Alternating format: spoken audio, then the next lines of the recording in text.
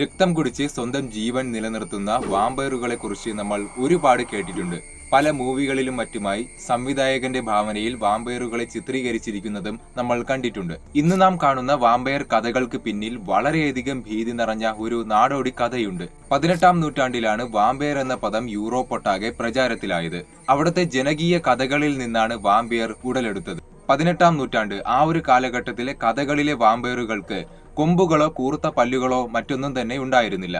മറിച്ച് ചുവന്നു തൊടുത്ത മുഖഭാവവും ചുവന്നതോ ഇരുണ്ടതോ ആയ ഭയപ്പെടുത്തുന്ന ശരീരവും മാത്രമായിരുന്നു. ഒരാൾ അപ്രത്യക്ഷമായി മരിക്കുകയോ ഗ്രാമത്തിൽ മറ്റെന്തെങ്കിലും തരത്തിലുള്ള ദുരന്തങ്ങൾ സംഭവിക്കുകയോ ചെയ്താൽ അതിന് കാരണക്കാരൻ വാമ്പയർ ആണെന്ന് ആ ഒരു കാലഘട്ടത്തിലെ ആളുകൾ വിശ്വസിച്ചിരുന്നു. ഈ ഒരു സാഹചര്യത്തിൽ മരിച്ചവരുടെ കുഴിമാടം തോണ്ടി അവരുടെ മൃതശരീരം പുറത്തെടുത്ത് കത്തിച്ചു കളയുകയും ചെയ്തിരുന്നു. മരണപ്പെട്ട ഒരു വ്യക്തിയുടെ ശരീരത്തിൽ വാമ്പയറുകൾ അതിജീവിക്കുമെന്നും ആ ഒരു ശരീരം കത്തിക്കുന്നതിലൂടെ വാമ്പയറുകൾക്ക് ആ ഒരു ശരീരത്തിൽ അതിജീവിക്കുവാൻ സാധിക്കില്ല എന്നും ആ ഒരു കാലഘട്ടത്തിലെ 18-ാം നൂറ്റാണ്ടിൽ ജീവിച്ചിരുന്ന ആ ഒരു കാലഘട്ടത്തിലെ ആളുകൾ വിശ്വസിച്ചിരുന്നു. ഇന്ന് നാം കാണുന്ന പല വാമ്പയർ മൂവികളും ഈ ഒരു നാടോടി കഥയുടെ മറ്റൊരു രൂപമാണ്. സബ്സ്ക്രൈബ്